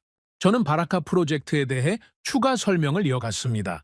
바라카 원전은 세계 최악의 건설 환경에서 진행된 프로젝트입니다. 낮 기온 50도, 습도 제로, 모래바람, 물 부족. 국제사회에서는 불가능하다고 평가했죠. 하지만 한국은 4기 모두 예정된 일정과 예산 안에서 완공했습니다. 저는 화면을 바꿔서 바라카 현장 사진을 보여줬습니다. 사막 한가운데 우뚝 서 있는 거대한 원전 시설, 그 옆으로 끝없이 펼쳐진 모래사막. 프랑스는 유럽 선진국 핀란드에서 17년이 걸렸습니다. 한국은 중동 사막에서 8년 만에 완공했습니다. 같은 원자력 발전소입니다. 이 차이를 어떻게 설명해야 할까요? 회의실은 여전히 조용했습니다. 아무도 제 질문에 답하지 않았죠. 답할 수 없었던 거겠지요. 숫자가 모든 것을 말해주고 있었으니까요. 잠시 후 외교부 위원이 손을 들었습니다. 차관님, 데이터가 인상적인 것은 인정합니다. 하지만 외교적 고려를 완전히 배제할 수는 없지 않습니까? 유럽 파트너들과의 관계도 중요합니다. 저는 그 말을 듣고 잠시 생각했습니다. 예상했던 반응이었죠. 물론 외교적 고려도 중요합니다. 하지만 한 가지 질문을 드리고 싶습니다. 저는 위원을 바라보며 물었습니다. 만약 우리가 외교적 고려를 우선시해서 프랑스를 선택한다고 칩시다. 그런데 프로젝트가 10년 이상 지연되고 예산이 3배로 불어난다면 어떻게 하시겠습니까? 그 책임은 누가 집니까? 회의실이 다시 조용해졌습니다. 외교부 위원은 대답하지 못했죠. 저는 말을 이었습니다. 원전은 30년간 국가 전력을 책임질 시설입니다. 27조 원이 투입되는 프로젝트입니다. 이걸 외교적 제스처로 결정할 수는 없습니다. 우리의 기준은 하나여야 합니다. 누가 가장 확실하게 지을 수 있는가? 재무부 위원이 질문했습니다. 비용 측면에서도 한국이 유리합니까? 저는 고개를 끄덕였습니다. 한국의 건설 단가는 프랑스의 절반 수준입니다. 같은 용량의 원전을 훨씬 적은 비용으로 지을 수 있다는 뜻이죠. 게다가 일정 지연 리스크가 낮으니까 추가 비용 발생 가능성도 적습니다. 회의는 1시간 넘게 이어졌습니다. 다양한 질문과 논의가 오갔죠. 하지만 핵심은 바뀌지 않았습니다. 데이터가 가리키는 방향은 명확했습니다. 회의가 끝날 무렵 에너지부 위원이 마지막으로 질문했습니다. 차관님, 솔직하게 여쭤보겠습니다. 이 데이터대로라면 한국 외에 현실적인 대안이 있습니까? 저는 잠시 침묵했습니다. 그리고 솔직하게 대답했죠. 순수하게 기술과 실적만 본다면 없습니다. 회의실에 다시 침묵이 내려앉았습니다. 모두가 그 말의 무게를 느끼고 있었죠. 유럽의 자존심이라던 프랑스가 탈락하고 원자력의 종주국이라던 미국이 탈락하고 남는 건 한국뿐이라니 아무도 예상하지 못했던 결론이었습니다. 하지만 숫자는 거짓말을 하지 않습니다. 회의가 끝나고 위원들이 하나둘씩 자리를 떴습니다. 몇몇은 저에게 다가와서 악수를 청했죠. 데이터가 설득력 있었다고, 잘 정리해 주셨다고요. 하지만 몇몇은 불편한 표정을 감추지 못했습니다. 특히 외교부 쪽에서요. 저는 마지막까지 회의실에 남아 있었습니다. 창밖을 바라보니 해가 지고 있었습니다. 프라하의 하늘이 붉게 물들어가고 있었죠. 저는 생각에 잠겼습니다. 오늘 회의에서 데이터를 공유했습니다. 위원들도 이제 현실을 알게 됐죠. 하지만 이게 끝이 아니라는 걸 저는 알고 있었습니다. 데이터가 아무리 명확해도 정치는 데이터대로 움직이지 않습니다. 외교적 압박, 정치적 계산, 이런 것들이 앞으로 더 거세질 거라는 걸 알고 있었죠. 하지만 저는 이미 마음을 정했습니다. 제가 해야 할 일은 체코 국민에게 가장 이익이 되는 선택을 하는 것이었습니다. 30년 후에도 후회하지 않을 결정을 내리는 것이었죠. 그 기준에서 보면 답은 하나였습니다. 사무실로 돌아가는 길에 비서가 다가왔습니다. 차관님, 전화가 몇 통 와 있습니다. 프랑스 대사관에서요. 저는 고개를 끄덕였습니다. 내일 연락하겠다고 전해주세요. 비서가 떠난 후 저는 혼자 사무실에 앉았습니다. 책상 위에는 오늘 회의에서 사용한 보고서가 놓여 있었죠. 저는 그 보고서를 다시 한번 펼쳐봤습니다. 한국, 일정 준수율 95%, 예산 초과율 5% 미만. 이 숫자들이 우리의 운명을 바꾸게 될 것입니다. 저는 그걸 알고 있었죠. 이제 남은 건 최종 결정뿐이었습니다. 모든 데이터가 한 방향을 가리키고 있었습니다. 하지만 그 결정을 내리기까지는 아직 넘어야 할 산이 남아 있었죠. 밤이 깊어가고 있었습니다. 저는 사무실 불을 끄고 집으로 향했습니다. 내일은 더 힘든 하루가 될 것이었습니다. 회의가 끝난 다음 날부터 상황이 급변하기 시작했습니다. 아침에 출근하자마자 비서가 긴장된 표정으로 다가왔습니다. 오늘 일정에 변동이 있다고요. 총리실에서 연락이 왔다고 했습니다. 오후에 비공개 면담이 잡혔다고요. 저는 그 말을 듣고 속으로 생각했습니다. 드디어 올 것이 왔구나. 총리실로 향하는 차 안에서 저는 창밖을 바라봤습니다. 프라하의 거리가 스쳐 지나갔죠. 평화로운 일상이었습니다. 사람들은 카페에서 커피를 마시고 거리에서 산책을 즐기고 아이들은 공원에서 뛰어놀고 있었죠. 이 사람들은 모릅니다. 지금 정부 안에서 어떤 일이 벌어지고 있는지를요. 그들의 미래 30년을 결정할 논의가 진행되고 있다는 걸요. 총리실에 도착하니 비서관이 저를 안내했습니다. 회의실이 아니라 총리 집무실이었죠. 비공개 면담이라는 말의 의미를 알 것 같았습니다. 문을 열고 들어서니 총리가 창가에 서 있었습니다. 뒤돌아보며 저를 맞이했죠. 체르니 차관, 어서 오세요. 앉으시죠. 저는 자리에 앉았습니다. 총리도 맞은편에 앉았죠. 잠시 침묵이 흘렀습니다. 총리가 먼저 입을 열었습니다. 어제 회의 보고를 받았습니다. 인상적인 분석이었다고 하더군요. 감사합니다. 저는 짧게 대답했습니다. 총리의 표정을 살폈죠. 무슨 말을 하려는 건지 파악하려고 했습니다. 한국이라는 결론이 나온 것 같던데 차관의 생각은 어떻습니까? 총리가 단도직입적으로 물었습니다. 저는 잠시 생각한 후 대답했죠.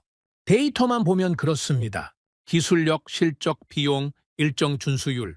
모든 면에서 한국이 가장 현실적인 선택지입니다. 총리가 고개를 끄덕였습니다. 하지만 표정은 변하지 않았죠. 그건 나도 압니다. 문제는 그게 전부가 아니라는 거죠.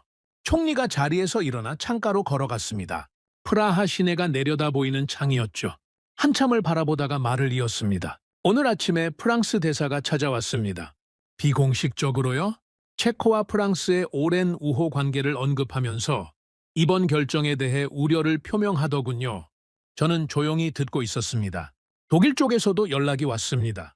유럽연합의 결속이 중요하다면서요? 에너지 분야에서 여괴 국가의 영향력이 커지는 것에 대한 우려도 전달됐습니다. 총리가 창가에서 돌아섰습니다. 저를 바라보며 말했죠. 차관, 이건 단순한 기술 문제가 아닙니다. 체코가 유럽에서 어떤 위치에 서느냐의 문제입니다. 우리가 한국을 선택하면 유럽 파트너들은 이걸 어떻게 받아들일까요? 저는 총리의 말을 듣고 잠시 침묵했습니다. 그의 우려를 이해했죠. 정치인으로서 당연히 고려해야 할 부분이었습니다. 하지만 저는 다른 관점을 가지고 있었습니다. 총리님, 한 가지 여쭤봐도 되겠습니까? 총리가 고개를 끄덕였습니다. 만약 우리가 유럽 관계를 고려해서 프랑스를 선택한다고 칩시다. 그런데 프로젝트가 핀란드처럼 17년이 걸리고 예산이 3배로 불어난다면 어떻게 됩니까? 그때 유럽 파트너들이 우리를 도와줄까요? 총리의 표정이 굳어졌습니다. 저는 말을 이었습니다. 27조 원입니다. 체코 국민의 세금이죠. 이 돈이 낭비되면 그 책임은 누가 집니까? 프랑스가 져주지 않습니다. 독일이 보상해주지 않죠. 결국 체코 국민이 그 대가를 치르게 됩니다. 총리가 아무 말 없이 저를 바라봤습니다. 저는 계속 말했죠. 외교적 고려가 중요하지 않다는 게 아닙니다. 하지만 원전은 30년간 국가 전력을 책임질 시설입니다. 이걸 외교적 제스처로 결정하면 안 됩니다. 기준은 하나여야 합니다. 누가 가장 확실하게, 가장 안전하게, 가장 효율적으로 지을 수 있는가? 총리가 천천히 자리에 앉았습니다. 한참을 생각하는 듯 했죠. 차관의 말이 틀리지 않습니다. 하지만 정치는 논리만으로 움직이지 않습니다. 여론도 있고 동맹 관계도 있고 선거도 있죠. 저는 총리의 말을 듣고 잠시 생각했습니다. 그리고 결심을 굳혔죠. 총리님, 저는 제 직분에서 할 수 있는 일을 하겠습니다. 객관적인 데이터를 바탕으로 최선의 권고안을 작성하겠습니다.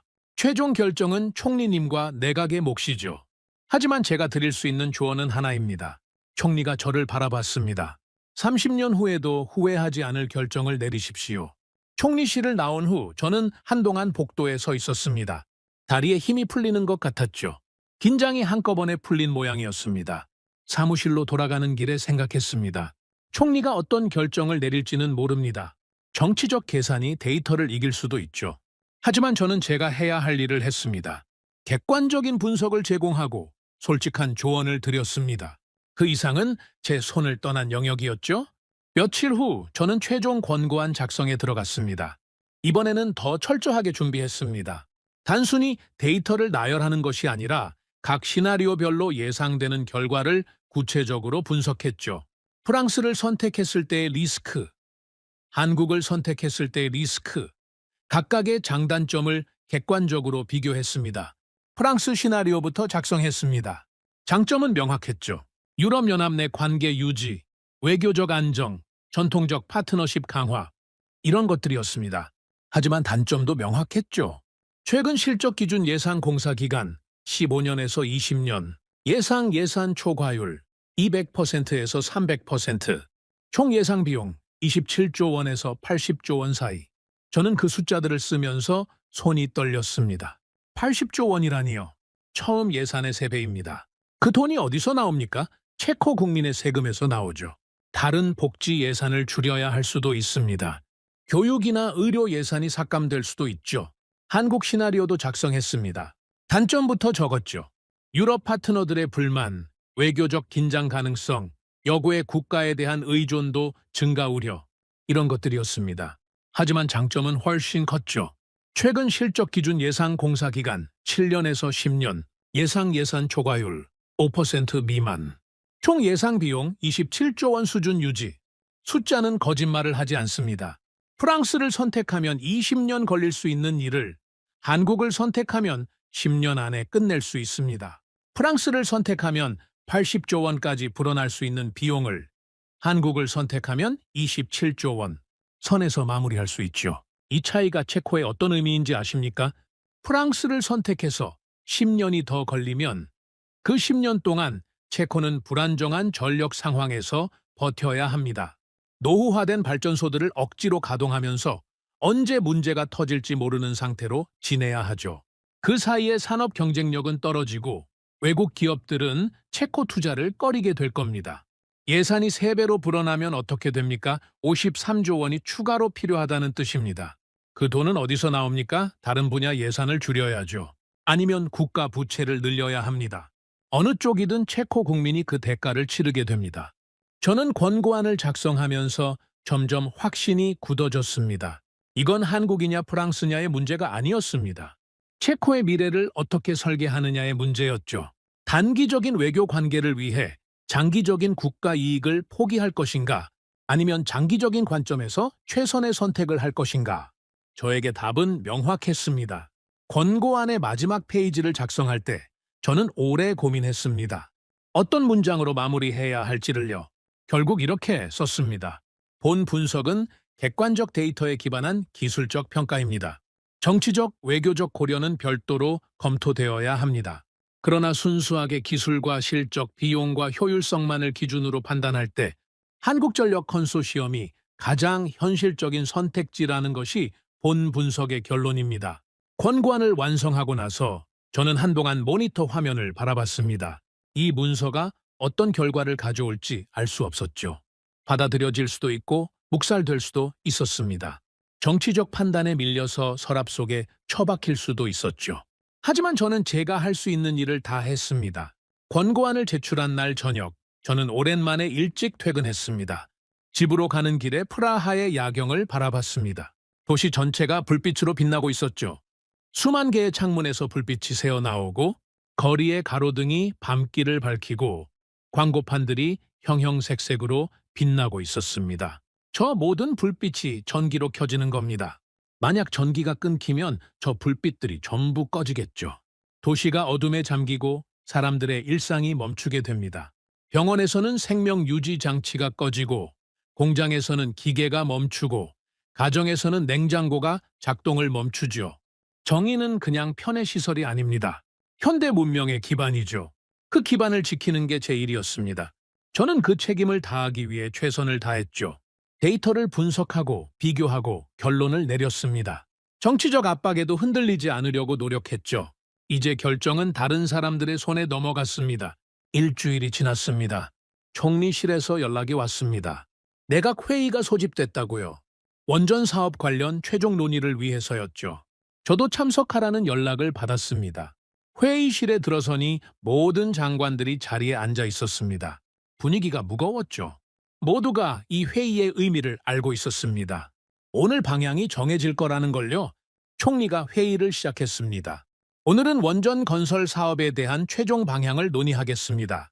먼저 체르니 차관의 분석 보고를 듣겠습니다. 저는 자리에서 일어났습니다. 준비한 자료를 화면에 띄웠죠.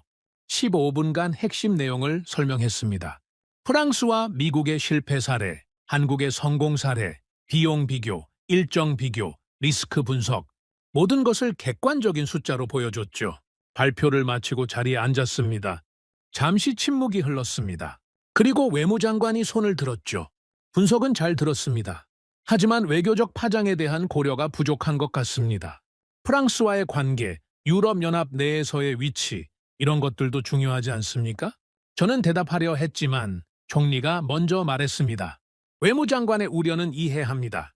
하지만 한 가지만 물어봅시다. 만약 우리가 외교를 위해 프랑스를 선택했는데 핀란드처럼 17년이 걸리고 예산이 3배로 불어나면 그때 프랑스가 우리를 보상해 줄까요? 회의실이 조용해졌습니다. 총리가 말을 이었습니다. 외교는 중요합니다. 하지만 외교를 위해 국가의 핵심 이익을 희생할 수는 없습니다. 원전은 30년간 우리나라 전력을 책임질 시설입니다. 이걸 상징이나 제스처로 결정할 수는 없어요. 재무장관이 끼어들었습니다. 저도 분석 자료를 검토했습니다. 비용 차이가 상당하더군요. 한국을 선택하면 수십조 원을 절약할 수 있습니다. 그 돈이면 다른 곳에 투자할 수 있죠. 교육, 의료, 인프라, 국민 삶의 질을 높이는 데 쓸 수 있습니다. 논의가 1시간 넘게 이어졌습니다. 찬반 의견이 오갔죠. 하지만 점점 분위기가 한쪽으로 기울고 있다는 게 느껴졌습니다. 결국 총리가 정리했습니다. 오늘 논의를 바탕으로 결정하겠습니다. 기술과 실적, 비용과 효율성을 종합적으로 고려해서 한국전력 컨소시엄을 우선 협상 대상자로 선정하겠습니다. 회의실에 잠시 술렁임이 있었습니다. 하지만 반대 의견을 내는 사람은 없었죠. 데이터가 너무 명확했기 때문입니다.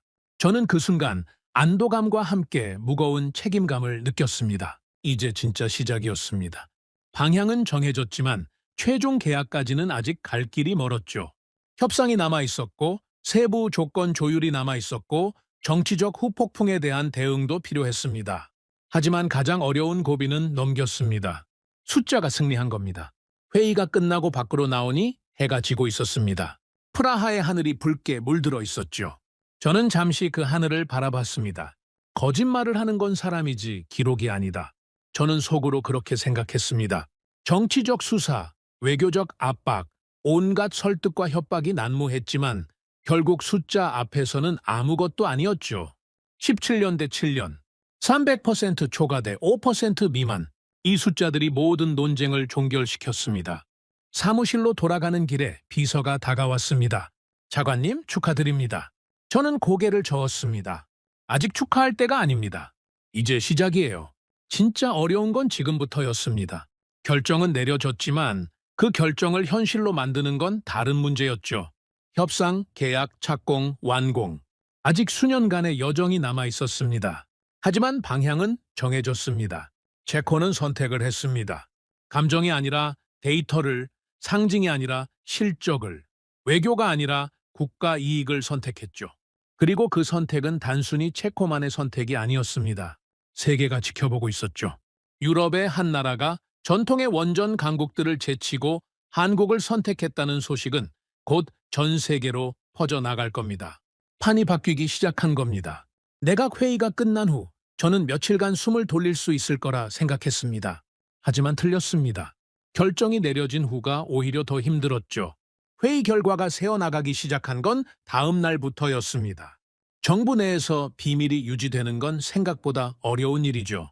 누군가가 언론에 흘렸는지 외교 채널을 통해 퍼졌는지는 모르겠지만 체코가 한국을 우선 협상 대상자로 선정했다는 소식이 빠르게 퍼져나갔습니다. 그리고 폭풍이 시작됐습니다. 프랑스 외무부에서 공식 항의가 들어왔습니다. 비공식 우려 표명이 아니라 정식 외교 채널을 통한 항의였죠. 체코와 프랑스의 오랜 우호 관계에 비추어 심히 유감스러운 결정이라는 내용이었습니다. 재검토를 강력히 요청한다는 문구도 포함되어 있었죠. 독일에서도 반응이 왔습니다. 유럽 에너지 안보에 대한 우려를 표명하면서 영내 국가들 간의 협력이 중요하다는 점을 강조했죠. 직접적으로 결정을 번복하라는 말은 하지 않았지만 불쾌하다는 메시지는 명확하게 전달됐습니다. 유럽연합 에너지 담당 집행위원도 성명을 냈습니다. 각 회원국의 에너지 정책은 주권사항이지만 유럽 전체의 에너지 안보 차원에서 신중한 검토가 필요하다는 내용이었죠. 겉으로는 중립적인 것처럼 보였지만 속뜻은 명확했습니다. 이런 반응들이 쏟아지는 가운데 저는 최종 서명을 준비하고 있었습니다. 아직 공식 계약은 아니었습니다. 한국을 우선 협상 대상자로 선정했다는 것은 본격적인 협상을 시작하겠다는 의미였죠. 하지만 그 협상을 공식적으로 시작하려면 정부 차원의 서명이 필요했습니다. 그 서명을 제가 해야 했죠. 서명식은 일주일 후로 예정되어 있었습니다. 그 일주일이 제 인생에서 가장 긴 일주일이었습니다. 매일 아침 출근하면 책상 위에 항해 서한과 우려 표명 문서가 쌓여 있었습니다. 유럽 각국 대사관에서 보낸 것들이었죠. 대부분은 형식적인 내용이었지만 몇몇은 상당히 노골적이었습니다. 체코의 결정이 유럽 내 입지에 어떤 영향을 미칠 수 있는지 암시하는 내용들이었죠. 국내에서도 반발이 있었습니다. 일부 정치인들이 언론에 나와서 결정을 비판했습니다. 유럽 동맹을 무시한 처사라고요. 외교적 고려 없이 경제 논리만 앞세웠다고요. 한국에 대해 아는 것도 없으면서 어떻게 이런 결정을 내릴 수 있느냐고요. 저는 그런 비판들을 들으면서 속으로 생각했습니다. 경제 논리만 앞세웠다고요? 아니, 저는 데이터를 봤을 뿐입니다. 프랑스가 17년 걸리고 예산을 3배나 초과한다는 데이터를요.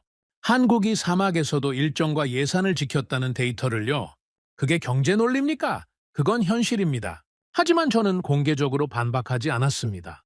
논쟁에 휘말리면 본질이 흐려지기 때문이죠. 저는 묵묵히 제 일을 했습니다. 서명식 준비를 계속했죠. 서명식 사흘 전 예상치 못한 일이 벌어졌습니다. 퇴근 준비를 하고 있는데 비서가 급하게 들어왔습니다. 얼굴이 창백했죠. 차관님, 손님이 오셨습니다. 누구냐고 물었습니다. 비서가 대답하기 전에 문이 열렸고 한 남자가 들어왔습니다. 얼굴은 처음 보는 사람이었지만 분위기에서 범상치 않음이 느껴졌죠. 고급 양복을 입고 있었고 눈빛이 차가웠습니다. 체르니 차관이시죠? 잠시 이야기 좀 나눌 수 있겠습니까? 저는 그를 맞이했습니다. 자리에 앉으라고 권했죠. 그가 자리에 앉으며 말했습니다. 저는 프랑스 정부를 대신해서 왔습니다. 비공식적으로요? 저는 속으로 긴장했지만 표정은 바꾸지 않았습니다. 무슨 일로 오셨습니까? 그가 천천히 말을 꺼냈습니다. 체코의 결정에 대해 프랑스 정부는 매우 유감스럽게 생각하고 있습니다. 아직 최종 서명 전이라고 알고 있는데 재검토의 여지가 있지 않겠습니까?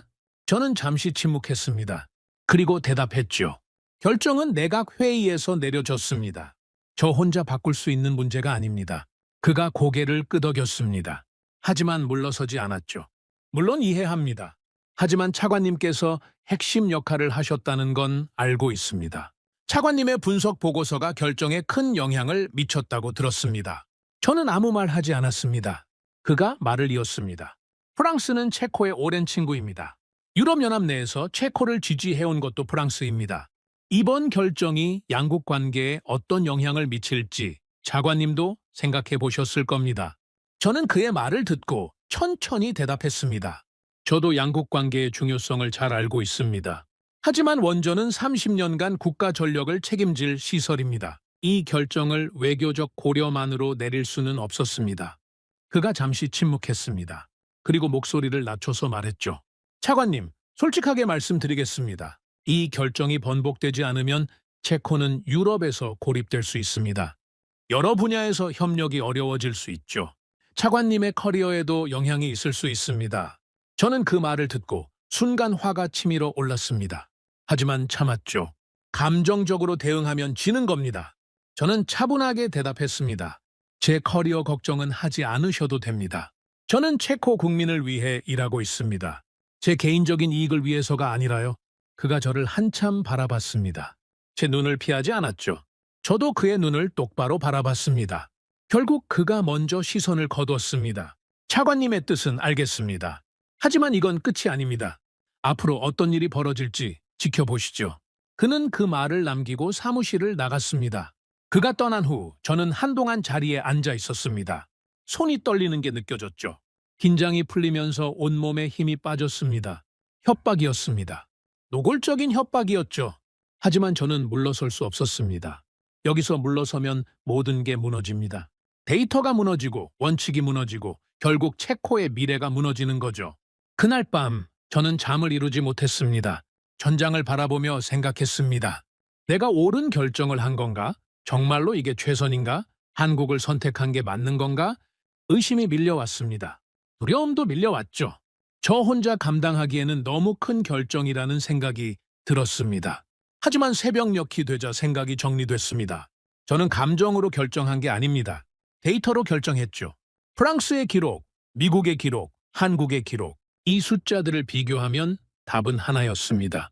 그 답을 따른 것뿐이죠.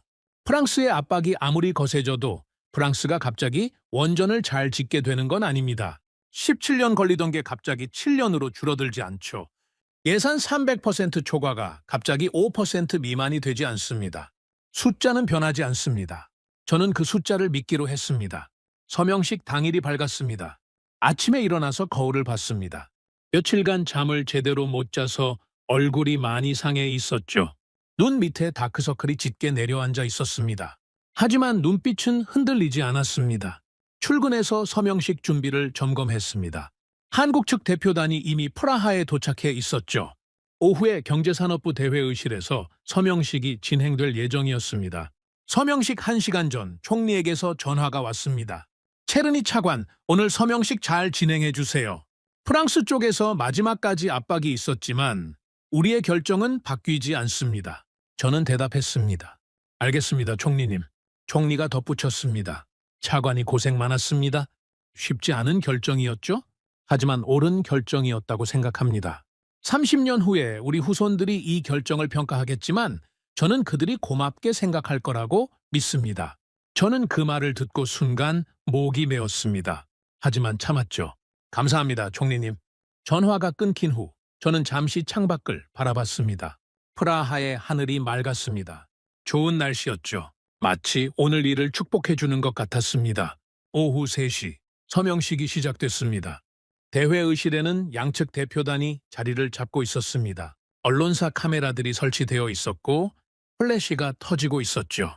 저는 테이블 앞에 섰습니다. 맞은편에는 한국전력 컨소시엄 대표가 앉아 있었죠. 테이블 위에는 서명할 문서가 놓여 있었습니다. 우선 협상 대상자 선정 합의서였죠. 이 문서에 서명하면 본격적인 협상이 시작됩니다. 체코와 한국이 함께 원전을 짓는 여정이 공식적으로 시작되는 거죠. 저는 펜을 들었습니다. 그 순간 지난 몇 달간의 일들이 머릿속을 스쳐 지나갔습니다.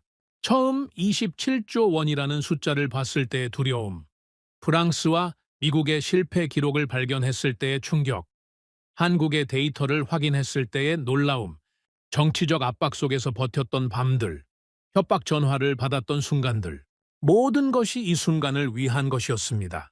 저는 펜을 서류에 대고 서명했습니다. 플래시가 터졌습니다. 박수 소리가 울려 퍼졌죠. 한국 측 대표도 서명을 마쳤습니다. 우리는 일어나서 악수를 나눴습니다. 그 순간 저는 이상한 감정을 느꼈습니다. 안도감이라고 해야 할까요? 아니면 허탈함이라고 해야 할까요?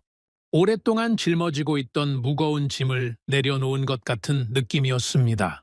하지만 동시에 새로운 무게가 어깨를 눌렀습니다. 이제 진짜 시작이었습니다. 서명은 끝이 아니라 시작이었죠. 앞으로 수년간 협상이 진행될 겁니다.